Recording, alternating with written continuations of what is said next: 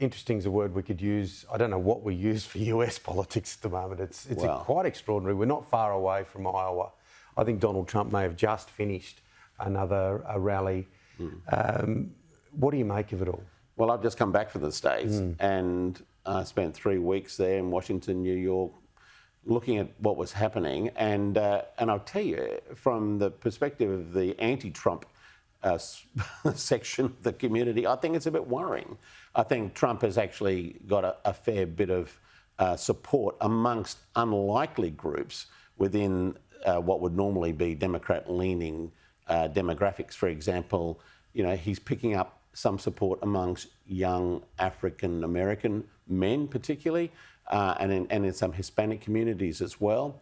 On the other hand, every time there has been an election at a state level in the last year or so, it's really revolved around abortion. And I suspect that what we're going to see in this election coming up in November 2024 in the United States is that the female vote and the male vote will hive off in very different directions. And it'll just come down to a question as to the turnout on the day, because neither of these leaders, neither the president nor Trump, are actually popular in the great scheme of things. They've both got their own support base, particularly Trump, but you wouldn't describe either of them as overwhelmingly popular. Will he be able to get through? I mean, he's had a fairly Teflon nature, hasn't he? He's been able to have things slip off him. We're, marking the 3rd anniversary of the Capitol riots these few days, the 6th of January. I think that would have written him off, wouldn't you? You would have. Yeah.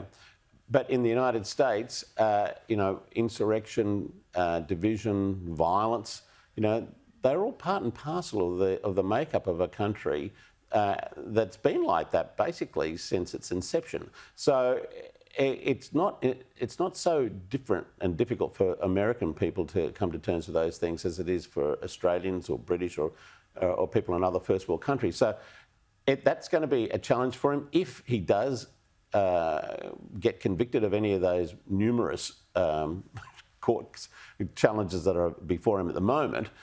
Then I think that will actually cut into his popularity. Polling has suggested that even though he's surging somewhat, if he does get convicted, then that would cut maybe 6 to 8% of his vote off the bottom. So that's not good for him at all if that happens. But all these court cases do tend to reinforce his base.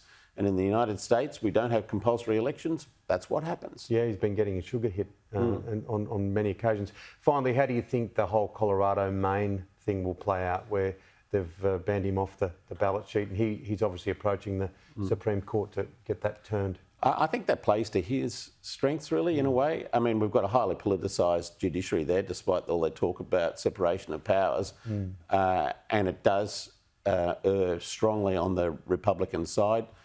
Some of those justices were appointed by him. I think we'll see probably a 6-3 split, from the Republican appointees voting to say that he can go on the ballots, and 3 of the Democrats saying he can't. And he will use that to justify his position and say, well, there you go, there was no insurrection, I wasn't involved in it, the Supreme Court's ruled that way.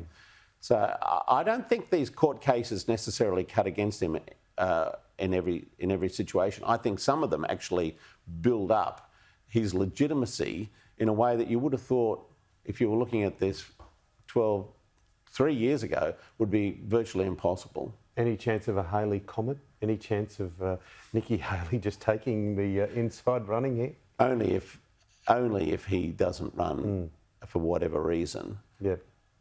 He's got the Republican Party tied up now, no doubt about that. It is the Trump Party. It's not the Republican Party that we knew. It's the Trump Party, and it's a very different creature to what it was even 10 years ago. Bruce, we'll talk again. Good to chat. Thanks, Tim.